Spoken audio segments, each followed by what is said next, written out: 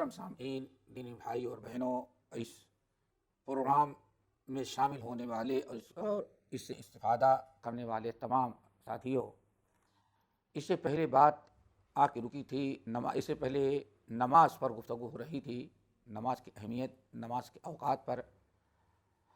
اب نماز کے متعلق دو تین چیزیں اور رہ گئی ہیں، ہم آپ حضرات کے سامنے ان کو بھی رکھتے ہیں۔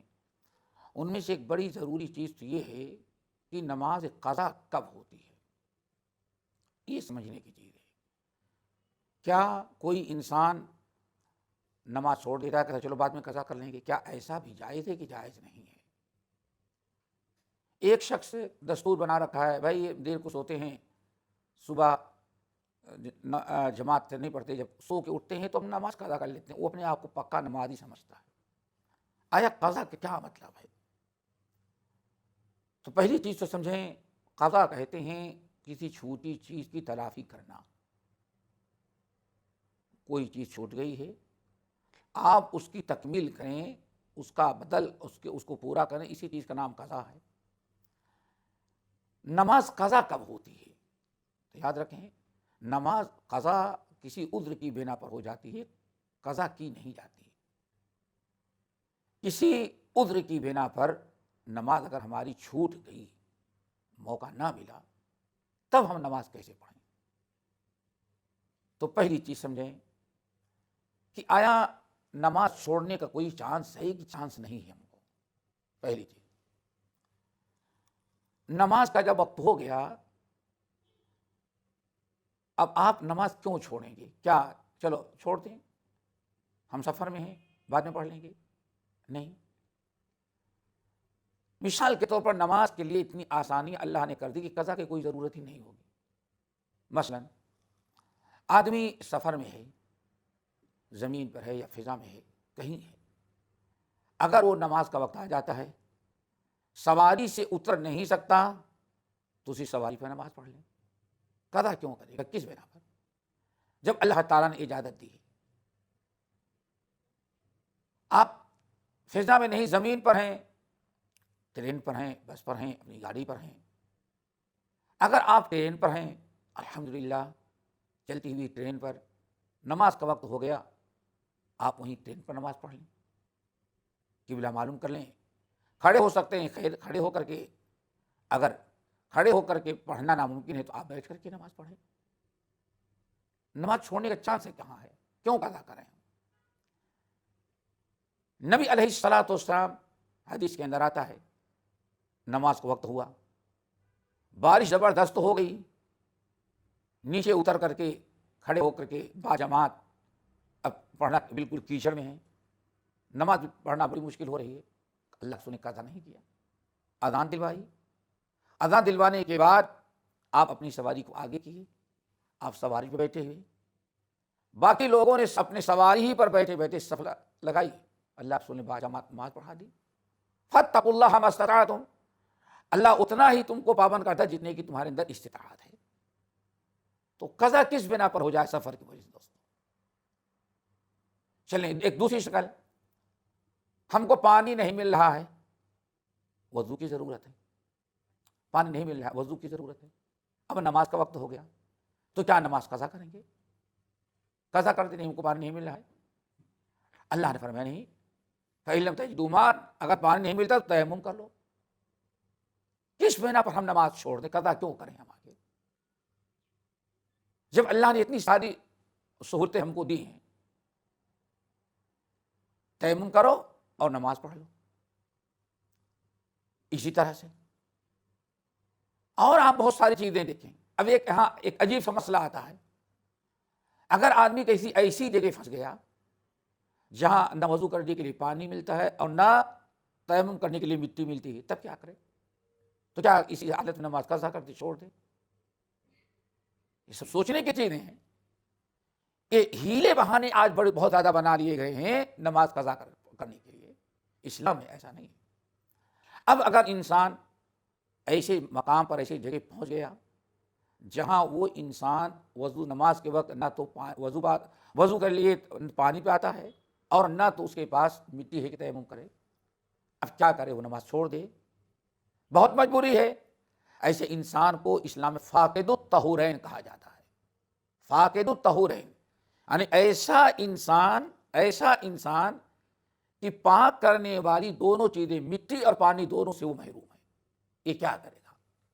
تو اکثر اہل علم کا خیال یہ ہے، اور امام بخاری رحمۃ اللہ علیہ نے اپنی صحیح بخاری میں حدیث سے ثابت کیا کہ ایسا انسان جس کو مٹی اور پانی دونوں وضو کے لیے غسل کے لیے نہیں مل رہے ہیں تو نماز قضا نہیں کرے گا، اسی حالت میں وہ نماز پڑھ لے گا. فاقد الطہورین امام بخاری حدیث سے ثابت کرتے ہیں. صحیح بخاری کے اندر ایک باب قائم کیا، فاقد الطہورین کیسے نماز پڑھے؟ نماز پڑھ لے گا. کیوں؟ اللہ نے انسان کو اتنا ہی مکلف بنایا جتنی اس کے اندر طاقت ہے، نماز پڑھ سکتا ہے.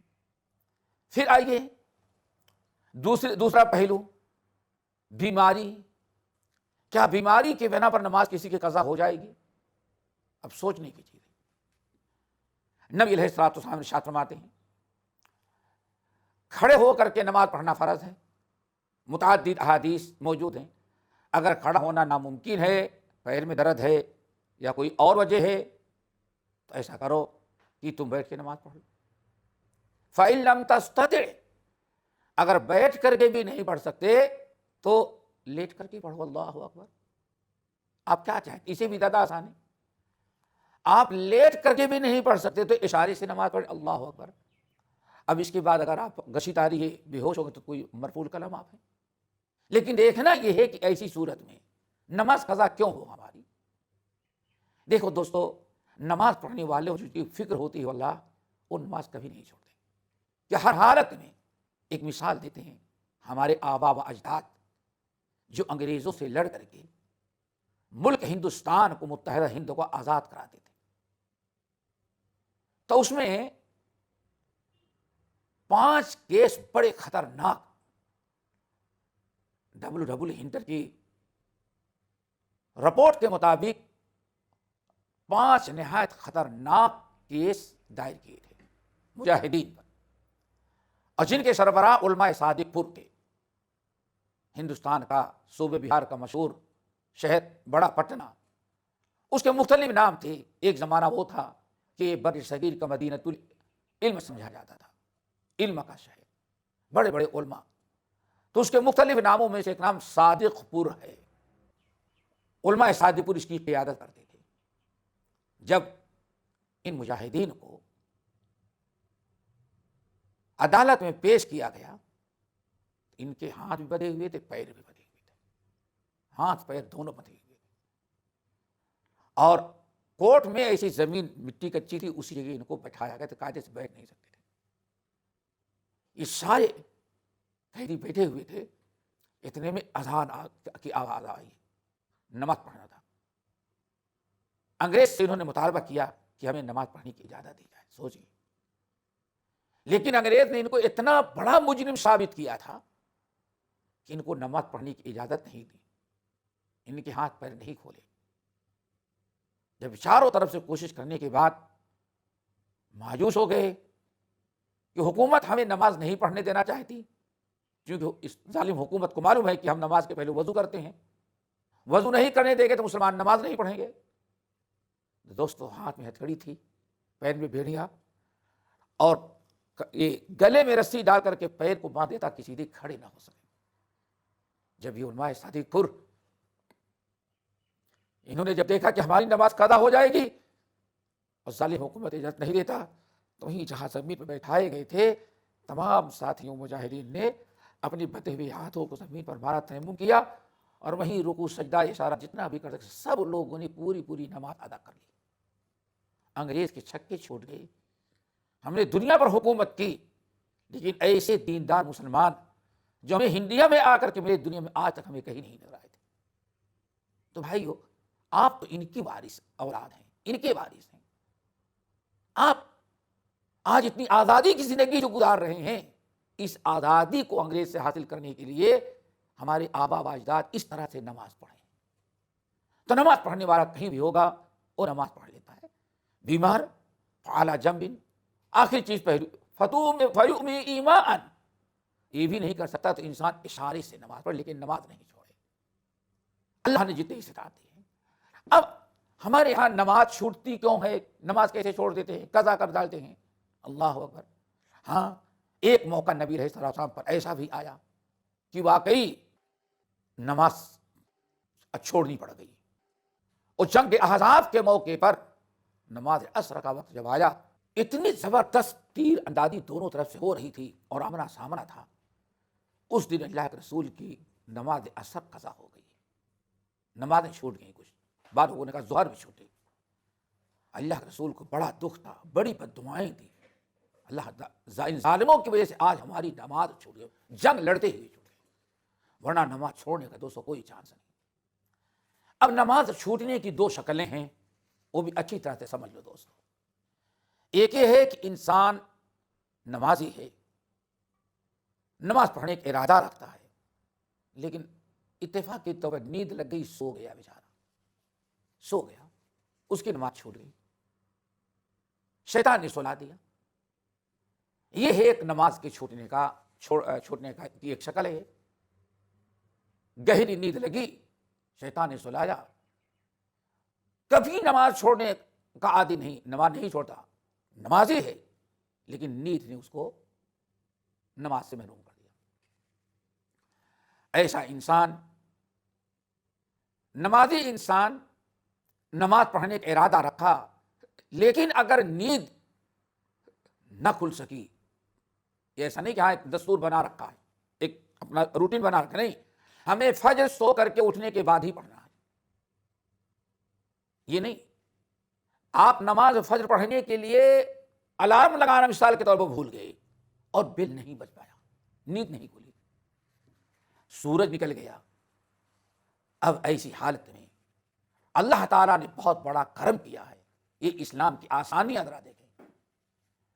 اللہ تعالیٰ اگر آپ بیدار ہونے کے بعد فوراً وضو کریں اور نماز پڑھ لیں تو اللہ تعالیٰ یہ نماز آپ کی ادا شمار کرے گا. یہ قضا نہیں ہوگی، یہ ادا نماز ہوگی.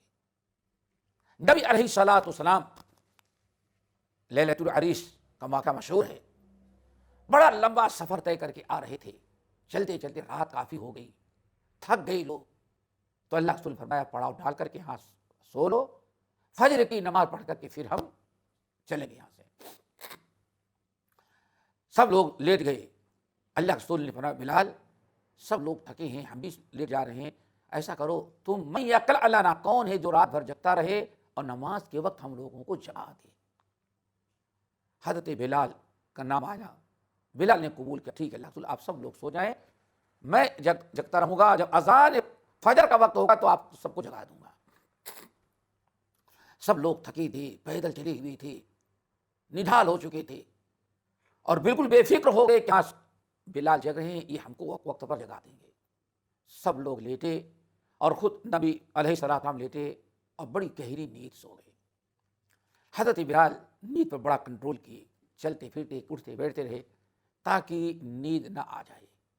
بالکل جب اذان، چونکہ اذان برابر دیتے تھے، بلال کو معلوم تھا کہاں ٹائم ہو رہا ہے، بالکل اذان کے قریب وقت بالکل قریب آیا تو حضرت بلال نے کا جو اونٹ بیٹھا ہوا تھا، اسی لیٹے نہیں بیٹھے نہیں، اسی اونٹ سے ایسے ٹیک لگا کر کے کھڑے ہو گئے، تھوڑا سا ادھر کمر سیدھی ہو جائے، آرام مل جائے، چونکہ چند منٹ باقی اذان دیتا. لیکن حضرت بلال کو گہری نیند آ گئی، کھڑے ہی کھڑے اونٹ سے ٹیک لگائے سو گئے. فجر کا وقت ہوا، سوئے رہ گئے. سب پر گہری نیند، رسول اللہ بھی گہری نیند میں سو گئے اور سب اطمینان کیے ہوئے ہیں کہ اذان کا وقت ہوگا بلال جگائیں گے سب کو. بلال سو گئے. سورج نکل گیا، ابھی سب سوئے ہوئے تھے. سورج میں شعاعیں پیدا ہو گئی، بھی سوئے ہوئے تھے. جب شعاعوں میں گرمی پیدا ہوئی اور اب صحابہ کرام جو سوئے ہوئے ان کے چہرے پر دھوپ لگی، آپ اٹھے. سب سے پہلے عمر فاروق، دیکھا یہ کیا ہوا، اللہ اکبر، بڑے زور سے. اللہ رسول بھی اٹھ گئے، دوڑا، یا رسول اللہ تو سو گئے ہم لوگ، ارے بلال کہاں ہے؟ سب لوگ جگے تو شور میں بعد میں بلال کی بھی آنکھ کھل گئی، وہ دوڑی بھی آئے. بلال کیا ہوا؟ یا رسول اللہ جو آپ کے ساتھ ہوا وہی ہوا ہمارے ساتھ بھی ہو گیا. ابھی بالکل اذان کے کچھ پہلے تک میں جگ رہا تھا. اللہ رسول کوئی سونے کا ارادہ نہیں تھا، ایسے اونٹ سے ٹیک لگا کر کے پیٹھ کو ذرا سکون پہنچا رہا تھا، ٹیک لگایا، اللہ نے نہیں دی. بہرحال سب لوگ اٹھے اللہ کے رسول صلی اللہ علیہ وسلم نے حکم دیا، وضو کیا، سب لوگوں نے وضو کیا، فرمایا اس وادی میں شیطان ہے، ہم سب لوگوں کو سلایا، یہاں سے نکلو آگے چلو۔ آگے جا کر کے باجماعت نماز پوری پڑھی، اذان ہوئی، اور اذان کے ساتھ ساتھ ایک سنت فجر پڑھی گئی، اقامت ہوئی، عام دنوں کے مطابق باجماعت نماز ہوئی۔ اگر اس طرح سے انسان سو گیا